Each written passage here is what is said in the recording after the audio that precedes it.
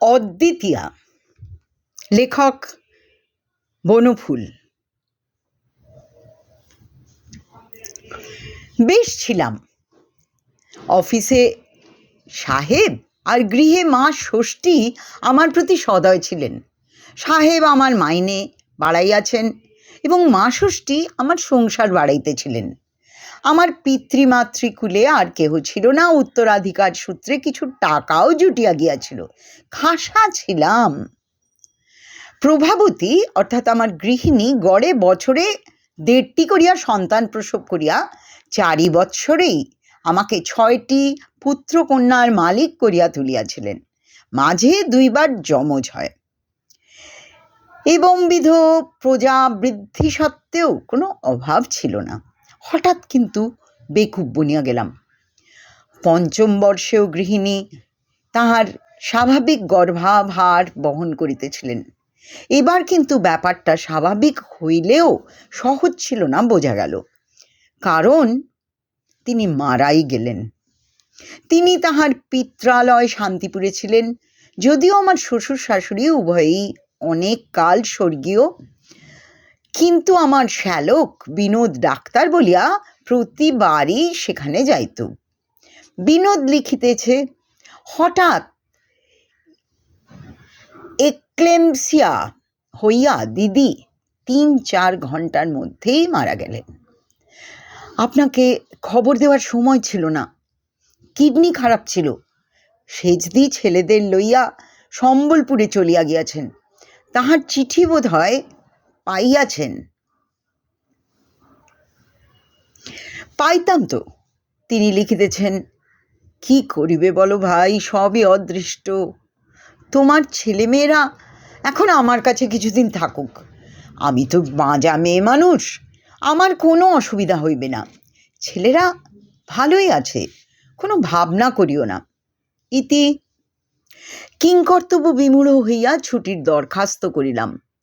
কপাল গুণে আমার সাহেবও বদলি হইয়া গিয়াছিলেন, সুতরাং ছুটি মঞ্জুর হইল না। 2 মাস পরে সম্বলপুরবাসিনী শ্যালিকার আর একখানেই পত্র পাইলাম। তিনি অন্যান্য নানা কথার পর লিখিয়াছেন, প্রভা সতীলক্ষ্মী ভাগ্যবতী ছিল, সে গেছে, বেশ গেছে। জাজ্জল্যমান সংসারে স্বামী ছেলেপুলে সব রেখে গেছে, কিন্তু তোমার তো তা বললে সংসারটা ছাড়খাড় করা ভালো দেখায় না, উচিত নয়। আমার কথা শোনো, আবার বিয়ে করো তুমি। এখানে একটি বেশ ডাগর ডোগর মেয়ে আছে, যদি তোমার পছন্দ হয় বলো, সম্বন্ধ করি। আমার তো মেয়েটিকে বেশ পছন্দ, তোমারও নিশ্চয়ই পছন্দ হবে, ইত্যাকার নানারূপ কথা। 7 দিন ভাবিয়া, অর্থাৎ 1 টিন চা আর 5 টিন সিগারেট নিঃশেষ করিয়া আমি এই চিরন্তন সমস্যার যে মীমাংসা করিলাম তাহা মোটেই অসাধারণ নয়। শেষ দিকে যে পত্র দিলাম তা অংশত এইরূপ, বিয়ে করতে আমার ইচ্ছে হয় না, প্রভার কথা সর্বদাই মনে পড়ে, কিন্তু দেখো সেজদি, আমার ইচ্ছে অনিচ্ছের উপর নির্ভর করে তো সংসার বসে নেই, সে আপনার চালে ঠিক চলছে, ও চলবে। সুতরাং ভাবপ্রবণ হওয়াটা শোভন হলেও সুযুক্তির নয়, এটা ঠিকই। তাছাড়া দেখো, আমরা মা ফলেষু কদাচন দেশের লোক, আর তোমরাও যখন বলছো তখন আর একবার সংসারটা বজায় রাখার চেষ্টাই করা যাক। দ্বিতীয় পক্ষের বিয়েতে আমার পছন্দ অপছন্দ, তোমার পছন্দ হয়েছে তো? ক্রমশ বিবাহের দিন স্থির হইল, সম্বলপুরেই বিবাহ। সেজদি বুদ্ধিমতী লিখিয়াছেন, ছেলেদের লাহোরে বর্দির কাছে পাঠিয়ে দিলাম, বাপের বিয়ে যে দেখতে নেই। স্বস্তির নিঃশ্বাস ফেলিলাম। যথাকালে সাহেবের হাতে পায়ে ধরিয়া সপ্তাহখানেকের ছুটি লইয়া সোজা রওনা হইয়া পড়িলাম, একাই। এ বিয়ের কথা কাউকে বলিতে আছে কি ভাবিয়া গোঁপটা কামাইয়া ফেললাম। একে তো কালো মোটা চেহারা, তার উপর কাঁচা পাকা এক ঝুড়ি গোপ লইয়া বিবাহ করিতে যাইতে নিজেরই কেমন বাঁধো বাঁধো ঠেকিল।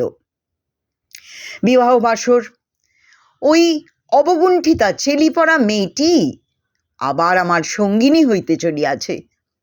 প্রভাকেও একদিন এইভাবে পাইয়াছিলাম, সে কোথায় চলিয়া গেল। আজ আবার আর একজন আসিয়াছে, ইহার কিডনি কেমন কে জানে। নানান রূপ এলোমেলো কথা মনে আসিতে লাগিল। প্রভার মুখ বারবার মনে পড়ে। ছেলেগুলো না জানি এখন কি করছে। মৃত্যুর পরে কি আত্মা সত্যিই থাকে? এ মেয়েটি বেশ বড়সড় দেখতেছি, কিন্তু ভারী জড়সড় হইয়া বসিয়া আছে, একেবারে মাথা নিচু করিয়া।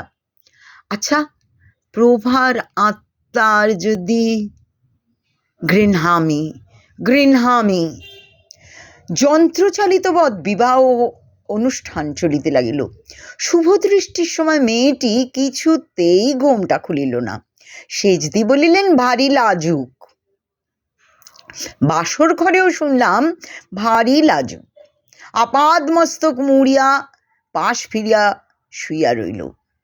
আমিও ঘুমাইলাম। সেজদি লোক জমিতে দেন নাই। তাছাড়া এ দ্বিতীয় পক্ষের বিবাহ কি আর আমোদ করিতে চায়? মেয়েটির আপন বলতে কেহ ছিল না, পরের বাড়িতে মানুষ, সেজদির বাড়িতেই বিবাহ, বলিতে গেলে সেজদিই কন্যাকর্তা, সুতরাং বিবাহ উৎসব জমে নাই। জমিল ফুলশয্যার রাতে। বক্ষে অনেক আশা আর আশঙ্কা লইয়া ঘরে ঢুকিয়া দেখি আমার 6টি সন্তান ও আরও একটি নবজাতক শিশু লইয়া স্বয়ং প্রভা খাটে বসিয়া। স্বপ্ন দেখিতেছি নাকি? প্রভা কহিল, ছি ছি ছি, সেজদিরই জিত হলো? মানে আবার কি? এবার ছেলে হওয়ার সময় ভারী কষ্ট হয়েছিল। অপরাধের মধ্যে সেজদিকে বলেছিলাম যে আমি মরে গেলে ওর ভারী কষ্ট হবে। সেজদি বললে, হাতি হবে, 3 মাস যেতে না যেতে ফের বিয়ে করবে। আমি বললাম, কখনো নয়। তারপর বাজি রেখে সেজদি আর বিনোদে মিলে এই ষড়যন্ত্র। আমিও শান্তিপুরেই ছিলাম। আজ এই সন্ধেবেলা এসেছি, এসে দেখি সেজদিরই জিত। পাড়ার মানকে ছোড়াকে কোণে সাজিয়ে সেজদি বাজি জিতেছে। 100টি টাকা দাও এখন। ছি ছি ছি, কি তোমরা অমনি গোপটা কি বলে কামালে? আমার অবস্থা অবর্ণনীয়। পরদিন প্রভাতে সেজদির পাওনা চুকাইয়া দিয়াছি। এখন গোপটা উঠলে বাঁচি।